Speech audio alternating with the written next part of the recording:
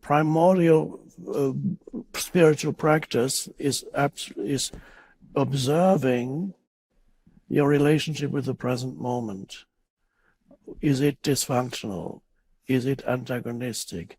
Are you always reducing it to a means to an end? Or are you able to acknowledge this moment as the most important in your life because it is this moment, instead of reducing it to a means to an end? And then you give your fullest attention to this moment. When you're engaged in an activity, instead of already wanting to be done with it, you give it your fullest attention. That enhances the quality of whatever it is you're doing.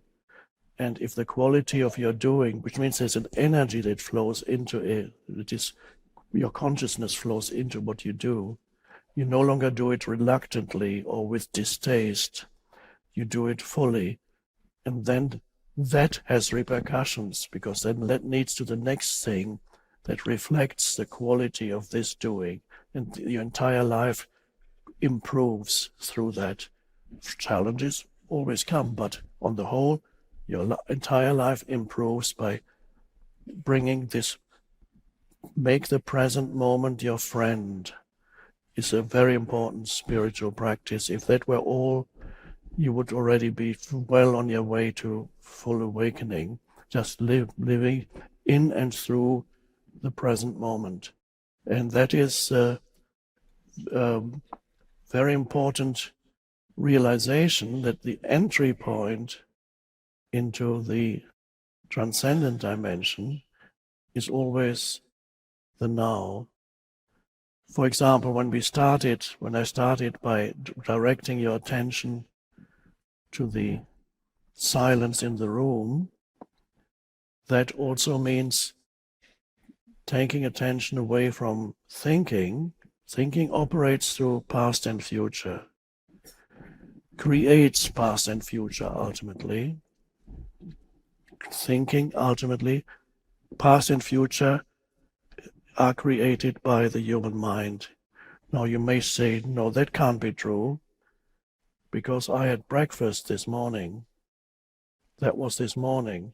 It's not created by the human mind. The human mind might say that, but of course, when you had breakfast, it was the now. When you remember the breakfast, it's still the now. It's always just the now. And that's an amazing realization. So when you pay attention to silence, your mind becomes still for a moment. And when your mind becomes still, you're totally present. And that's the ultimate secret. I didn't want to mention it at the beginning because some of you might have run out of the room. To be, what is that presence? Presence is consciousness without thought. It doesn't have to be long, just spaces of just consciousness. Like, for example, now.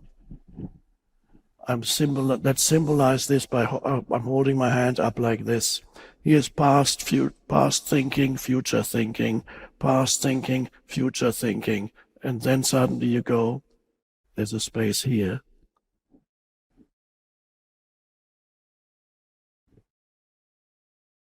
Now, no thinking, but full awareness.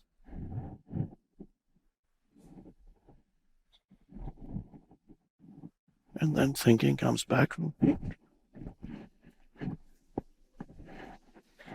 Past, future. And then again, you take a deep breath. That's another way of getting in touch with the present moment. Observe your breath, become aware that you're breathing, and your thinking stops. During that time when you're aware of your breathing,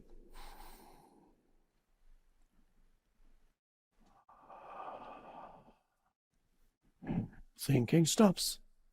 But you haven't fallen below thought as you do when you drink alcohol or you're very tired, you're about to fall asleep. No, what is happening here is we are rising above thought, which means we transcend thought, which means it doesn't mean we don't think anymore, but we realize a dimension within ourselves that is deeper than thought.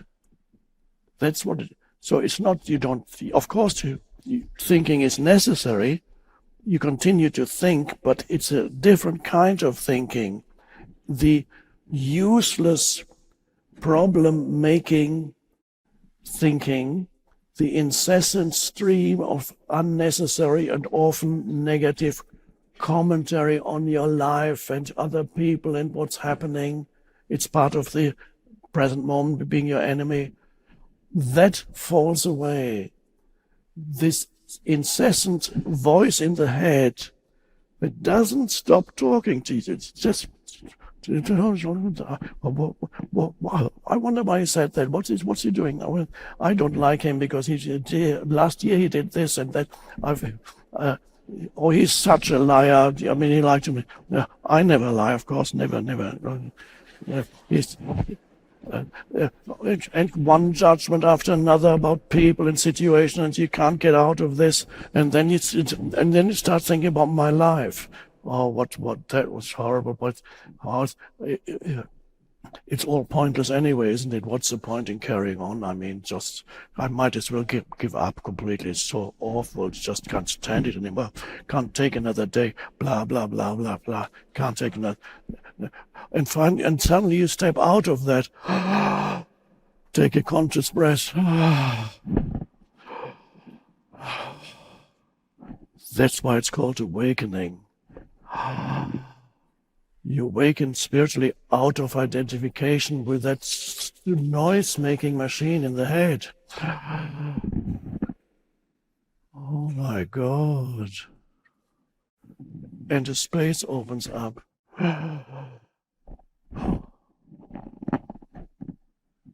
That's why it's called awakening. It's like coming out of sleep, a kind of spiritual sleep.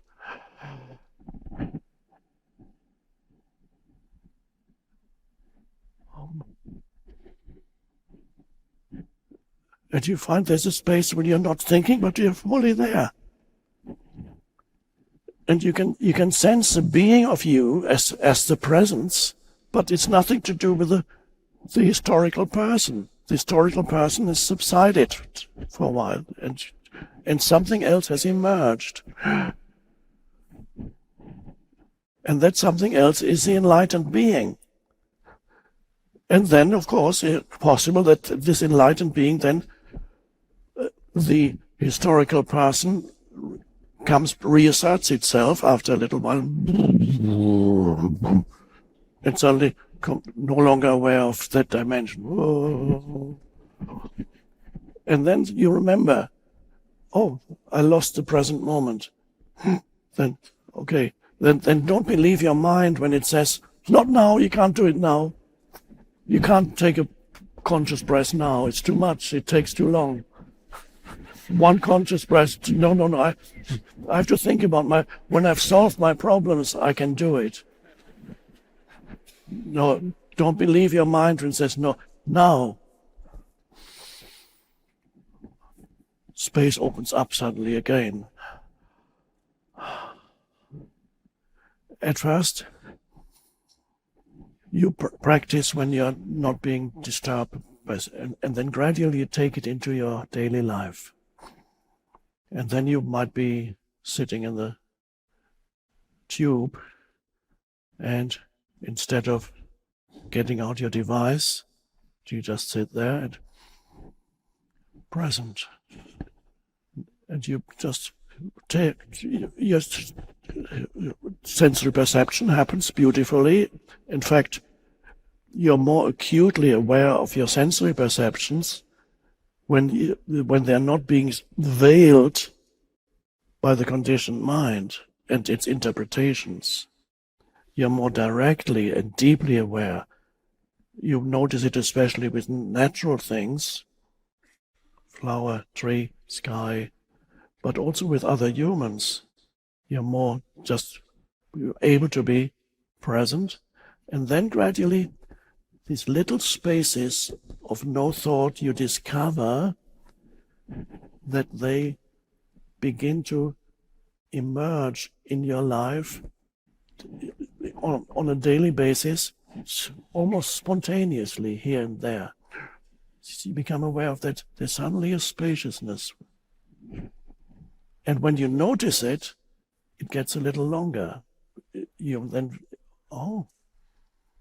And then you begin to invite, so to speak, that dimension, which is it is a dimension of consciousness that before you didn't realize.